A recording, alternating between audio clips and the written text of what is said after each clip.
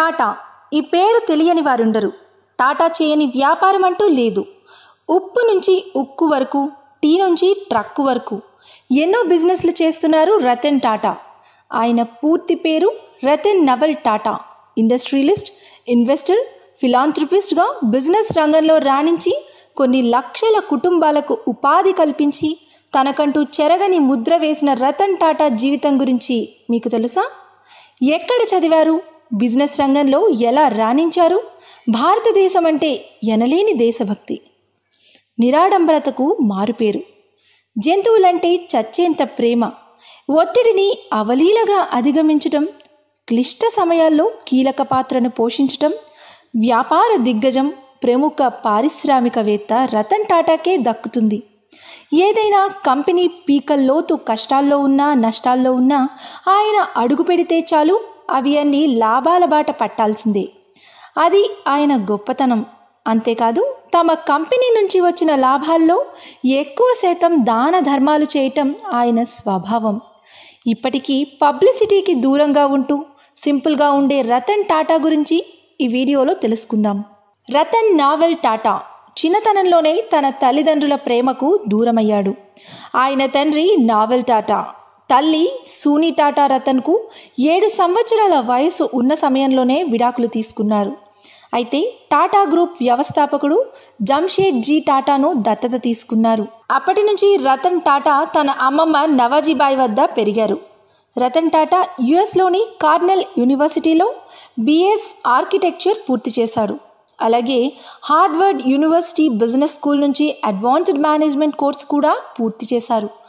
అప్పట్లో ఆయనకు ఐబిఎం సంస్థ నుంచి అద్భుతమైన ఆఫర్ వచ్చింది. ఎంతోమంది ఆ సంస్థలో ఉద్యోగం కోసం ప్రయత్నిస్తుంటే టాటా మాత్రం తిరిగి భారత్కు వచ్చాడు. అంతేకాదు టాటా గ్రూప్లో చేరాడు. 1971లో నేషనల్ రేడియో అండ్ ఎలక్ట్రానిక్స్కు డైరెక్టర్గా నియమితులయ్యారు. అప్పటికే ఆ సంస్థ పీకలోతు నష్టాల్లో కూరుకుపోయింది. కానీ రతన్ టాటా ఆ కంపెనీ దశనే మార్చేశారు. ఆయన చేపట్టిన సంస్కరణల ఫలితంగా ఆ కంపెనీ మార్కెట్లో 25% వాటా దక్కించుకొని లాభాల బాట పట్టింది. తర్వాత 1981లో టాటా గ్రూప్ వారసుడిగా రతన్ పేరును జేఆర్డీ టాటా ప్రకటించారు. అయితే ఆయన వయసు చాలా తక్కువగా ఉండటం, ఆయనకు అంత పెద్ద బాధ్యతలు అప్పగించడంపై అప్పట్లో చాలామంది అభ్యంతరాలు వ్యక్తం చేశారు. అయినా అవేవీ లెక్క చేయకుండా రతన్ బాధ్యతలు స్వీకరించిన అనంతరం కంపెనీని ఎంతో విస్తరింపచేశారు. అలా ఆయన రిటైర్ అయ్యేసరికి టాటా గ్రూపు లాభాలు 50 రెట్లు పెరిగాయి. 1998లో కార్ల పరిశ్రమలోకి టాటా కంపెనీ అడుగుపెట్టింది. అయితే తొలుత మార్కెట్లోకి తీసుకువచ్చిన ఇండికా కార్ అందరినీ ఆకట్టుకోలేకపోయింది. అంతేకాదు ఆ కంపెనీని ఫోర్డుకు అమ్మేద్దామనుకున్నారు. అయితే వారితో జరిగిన మీటింగులో ఆయన మనసు కొంచెం నొచ్చుకుంది. దీంతో ఆయన తిరిగి మళ్ళీ దాన్ని కొనసాగించాలని నిర్ణయించుకున్నారు. మళ్ళీ ఇండికా కార్లను స్వల్ప మార్పులు చేసి మార్కెట్లోకి విడుదల చేశారు. దీంతో టాటా కంపెనీ వెనుదిరిగి చూడలేదు. సఫారీ, సుమో వాహనాలు కూడా మార్కెట్లో టాటాను నిలబెట్టాయి. మరోవైపు జాగ్వర్, ల్యాండ్ రోవర్ను కొన్న ఫోర్డ్ వాటిని నిర్వహించలేక 2008లో టాటా గ్రూప్కే విక్రయించింది. రతన్ టాటా ఎంత నిరాడంబరంగా జీవిస్తారంటే ఆయన సాధించిన లాభాల్లో దాదాపు 65% టాటా ట్రస్టులకే విరాళం ఇచ్చేస్తారు. అలాగే ఆయన విమానాల్లో కూడా బిజినెస్ క్లాస్లోనే ప్రయాణిస్తారు. రతన్ టాటాకు దేశభక్తి చాలా ఎక్కువ. 2011లో ముంబైలోని తాజ్ హోటల్పై దాడి వల్ల అది బాగా దెబ్బతింది. దానిని బాగు చేయించేందుకు టెండర్లు పిలిపించారు. అందులో ఓ ప్రముఖ వ్యక్తి పాకిస్తాన్కు చెందిన వారికి అపాయింట్మెంట్ ఇవ్వాలని కోరగా వారిని అక్కడి నుంచి అక్కడే తిట్టి పంపించేశాడు. అలాగే పాకిస్తాన్ ప్రభుత్వం సుమోల కోసం పెట్టిన ఆర్డర్ను సైతం పక్కన పెట్టేశారు. ఆ దేశానికి వాహనాలు ఎగుమతి చేసేది లేదని తేల్చి చెప్పేశారు. రతన్ టాటా యువతను కూడా ఎల్లప్పుడూ ప్రోత్సహిస్తూనే ఉంటారు. తాను టాటా కంపెనీల నుండి వైదొలిగినా కూడా తన వద్ద ఉన్న సంపదతో వివిధ స్టార్టప్ కంపెనీలలో పెట్టుబడి పెడుతూ యువతను ప్రోత్సహిస్తాడు. ఇటీవలే ఓ కుర్రాడిని తన అసిస్టెంట్గా కూడా నియమించుకున్నాడు. ఆ కుర్రాడు చేసిన చిన్న పని తనను అంతలా మెప్పించింది అని తానే స్వయంగా చెప్పాడు. రతన్ టాటాకు మన దేశంలోని అత్యున్నత అవార్డుల్లో ఒకటైన పద్మభూషణ్ అవార్డులు లభించాయి.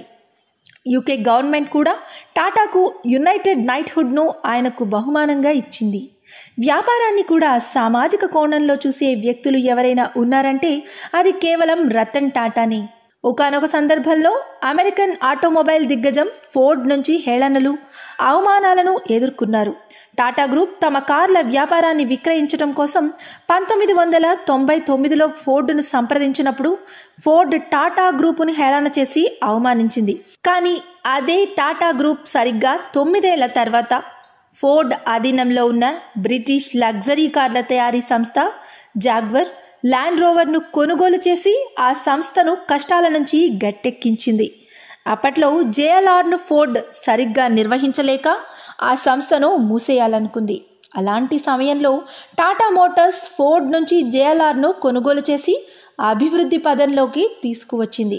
ప్రస్తుతం జేఎల్ఆర్ లాభాల పరంగా, అమ్మకాల పరంగా మార్కెట్లో దూసుకుపోతోంది. అసలు టాటా గ్రూప్ ఈ వ్యాపారాన్ని ఎందుకు ప్రారంభించిందని, తమకు దీని గురించి ఏం తెలుసని, ఈ వ్యాపారాన్ని తాము కొనుగోలు చేసి ఉపకారం చేస్తామని ఫోర్డ్ అధికారులు హేళనగా మాట్లాడారు. కానీ 2008లో సీన్ మొత్తం రివర్స్ అయిపోయింది. ఏ టాటా కంపెనీనైతే కొనుగోలు చేస్తామని ఫోర్డ్ హేళన చేసిందో అదే టాటా కంపెనీ కష్టాల్లో ఉన్న జేఎల్ఆర్ను కొనుగోలు చేసి ఫోర్డ్ నష్టాల నుంచి గట్టెక్కించింది. ఈ టాటా జేఎల్ఆర్ డీల్ సమయంలో రతన్ టాటాకు ఫోర్డ్ చైర్మన్ బిల్ ఫోర్డ్ కృతజ్ఞతలు తెలియజేయడమే కాకుండా జేఎల్ఆర్ను కొనుగోలు చేసి తమకెంతో పెద్ద ఉపకారం చేశారని కూడా ఆయనను కీర్తించారు.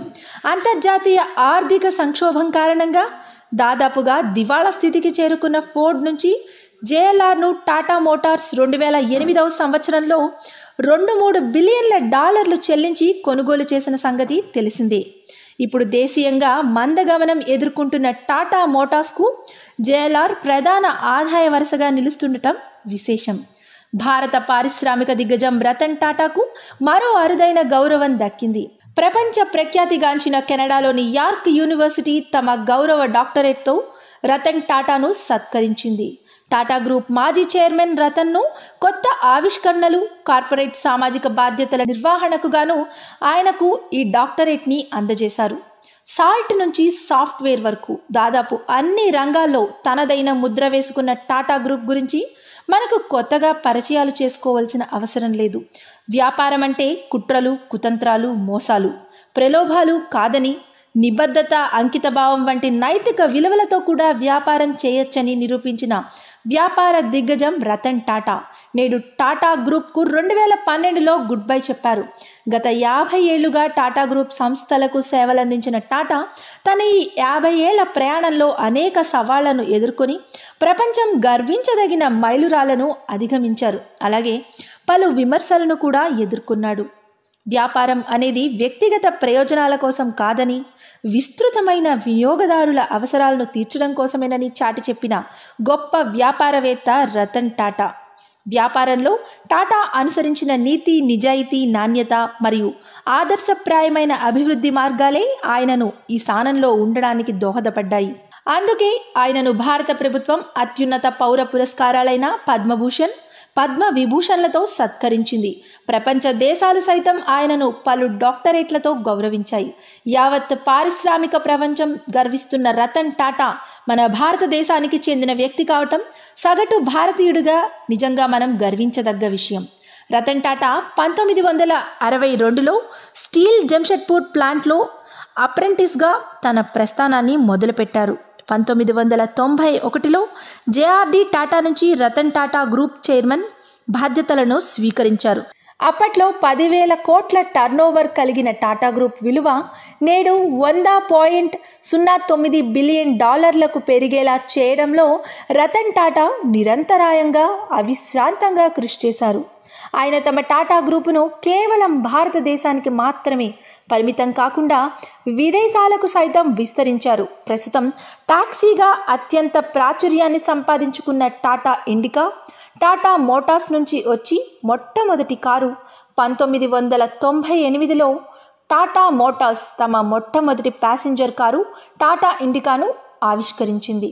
మధ్యతరగతి ప్రజల కారు కలలను నిజం చేస్తూ ₹1,00,000కే కారు అంటూ టాటా మోటార్స్ అభివృద్ధి చేసిన ప్రపంచంలోకెల్లా అత్యంత చవకైన కారు టాటా నానోను కంపెనీ ప్రపంచానికి పరిచయం చేసింది. ఈ చవక కారుల విషయంలో అసాధ్యాన్ని సైతం సాధ్యం చేసి రతన్ టాటాను యావత్ పారిశ్రామిక రంగం కొనియాడింది. అంతేకాకుండా రతన్ టాటా పెళ్లి చేసుకోలేదనే విషయం అందరికీ తెలిసిందే. దానికి గల కారణాలను ఆయన ఎప్పుడూ బయట ప్రస్తావించలేదు. అయితే ఆయన లాస్ ఏంజల్స్లో కాలేజ్ గ్రాడ్యుయేట్గా ఉన్న సమయంలో ఓ అమ్మాయిని ప్రేమించి పెళ్లి చేసుకోవాలనుకున్నారట. తాజాగా ఆయన హ్యూమన్ ఆఫ్ బాంబే అనే ఫేస్బుక్ పేజీతో ఈ విషయాన్ని పంచుకున్నారు. తన జీవితానికి సంబంధించిన మరిన్ని ఆసక్తికరమైన విషయాలను వెల్లడించారు. చిన్నతనంలోనే తాను ఎంతో సంతోషకరమైన బాల్యాన్ని గడిపినట్లు రతన్ టాటా తెలియజేశారు. అయితే రతన్ టాటా తల్లిదండ్రులు నావెల్ టాటా, సునీ టాటాలు ఆయన 10 ఏళ్ల వయసులోనే విడిపోయారు. తర్వాత ఆయన అమ్మమ్మ నవాజ్బాయ్ టాటా వద్ద పెరిగారు. ఈ సందర్భంగా ఆమె నేర్పిన విలువలను రతన్ టాటా గుర్తు చేసుకున్నారు.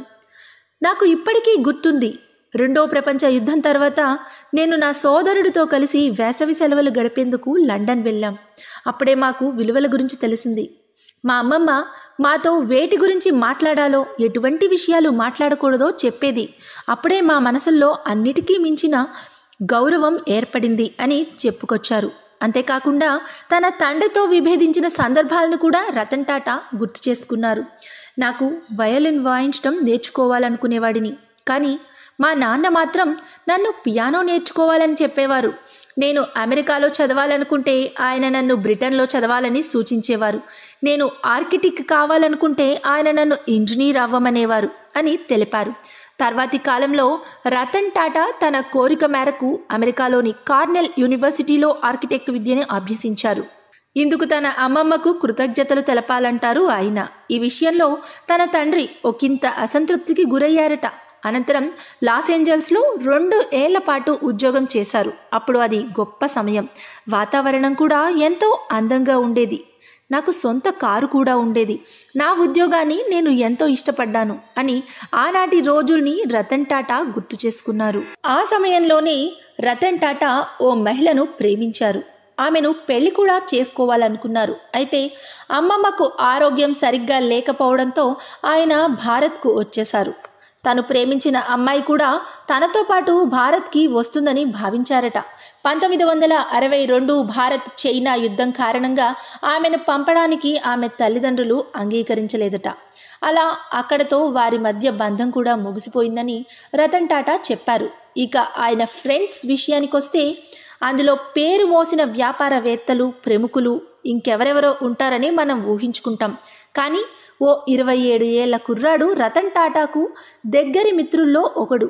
ఆ కుర్రాడి పేరు శాంతను నాయుడు.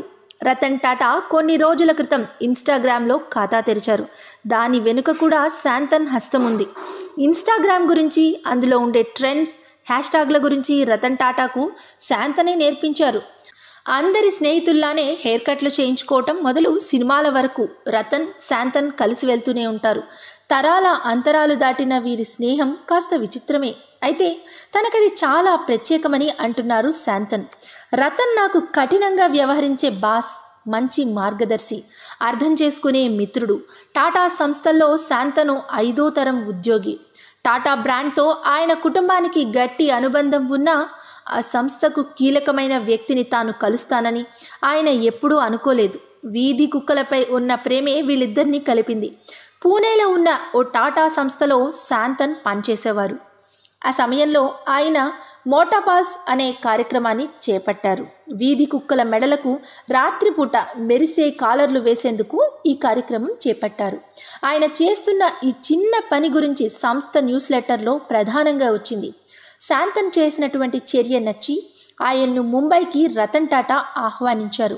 వీధి కుక్కలపై ఉన్న ప్రేమ కారణంగానే తొలిసారి శాంతన్ను నేను కలిశాను. కళాశాల కుర్రాళ్లతో కలిసి ఓ బృందాన్ని నడిపిస్తూ వీధి కుక్కలను అతను చేరదీశాడు. వాటి ఆలన పాలన చూసుకున్నాడు. మెటోపాస్ పెరుగుతున్న కొద్దీ మేం మరింత దగ్గరయ్యాం. పని గురించిన ఈమెయిళ్ల గురించి ఒకళ్ళ గురించి ఒకళ్ళు అడిగే స్థితికి చేరుకున్నాం అని శాంతన్ చెప్పారు.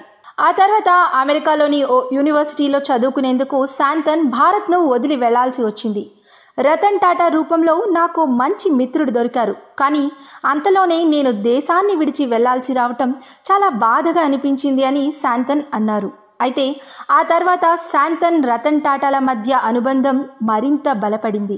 రతన్ టాటా చదువుకున్న కార్నెల్ యూనివర్సిటీలోనే శాంతన్ కూడా చేరారు. ముంబైలో వెటర్నరీ ఆసుపత్రి నిర్మించాలన్నది రతన్ టాటా కల. కొన్ని రోజుల అనంతరం శాంతన్ ఈ ప్రాజెక్టు కోసం పనిచేయటం ప్రారంభించారు. ఈ ఏడాది చివరిలో ఆ ఆసుపత్రి భవన నిర్మాణం మొదలు కానుంది. శాంతన్ గ్రాడ్యుయేషన్ డేకు రతన్ టాటా స్వయంగా హాజరయ్యారు.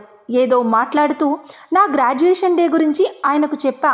ఆ రోజు వచ్చేసరికి సరిగ్గా ఆయన అక్కడున్నారు అని శాంతన్కు చెప్పారు. భారత్ తిరిగి వచ్చాక రతన్ టాటా దగ్గర బిజినెస్ అసిస్టెంట్ ఉద్యోగంలో శాంతన్ చేరారు. అంతా ఒక్క నిమిషంలో మారిపోయింది.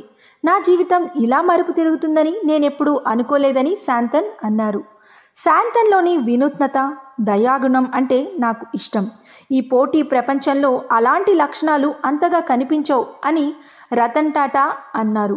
బిజినెస్ అసిస్టెంట్గా రోజు ఏం చేయాల్సి ఉంటుంది అని అడిగితే సమావేశాల్లో నోట్స్ రాసుకుంటూ రతన్ టాటా రాగానే ఆయనకు ఆ రోజు విషయాల గురించి క్లుప్తంగా చెప్తా. ఆ రోజు తన ప్రణాళిక ఏంటో ఆయన చెప్తారు. ఒక్కో పని మేము చేసుకుంటూ పోతాం. ఆయన చాలా ఫోకస్డ్గా ఉండే మనిషి, విరామాలు తీసుకోకుండా పని చేస్తూనే ఉంటారు అని శాంతన్ బదులిచ్చారు.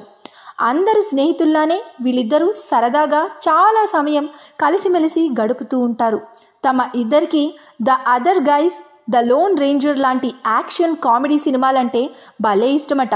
నెట్ఫ్లిక్స్లో వచ్చే ఫౌడా అనే టీవీ సిరీస్ను కూడా రతన్ టాటా వదలకుండా చూసేస్తుంటారని వివరించారు శాంతన్. శాంతన్ చేపట్టిన మెటాపాస్ ప్రాజెక్ట్ ఇప్పుడు 4 దేశాలకు విస్తరించింది. ఇంకా పెరుగుతూనే ఉంది. నాకేదైనా కష్టంగా అనిపిస్తే నేను మొట్టమొదట ఫోన్ చేసేది ఆయనకే. నా కోసం ఆయన ఎప్పుడూ తోడుగా ఉన్నారు. నేను కూడా ఆయనకు అలాగే ఉండాలనుకుంటున్నా అని శాంతన్ చెప్పుకొచ్చారు. రతన్ టాటా గురించి మరో కోణంలో చెప్పుకోవాల్సి వస్తే కొన్ని ఆసక్తికరమైన, మనసును కదిలించే సంఘటనలు, సన్నివేశాలు ఎన్నో ఉన్నాయి. బ్రిటిష్ హోటళ్లలో భారతీయులకు ప్రవేశం లేదని నిరాకరించడంతో అవమానానికి గురైన సంఘటన జంషెడ్జీ టాటా హోటళ్ల వ్యాపారాన్ని ప్రారంభించేందుకు ప్రేరణగా నిలిచింది. గత 50 ఏళ్ల టాటా గ్రూప్ ఆఫ్ చరిత్రను ఎంతైనా చెప్పుకుంటూ పోవచ్చు.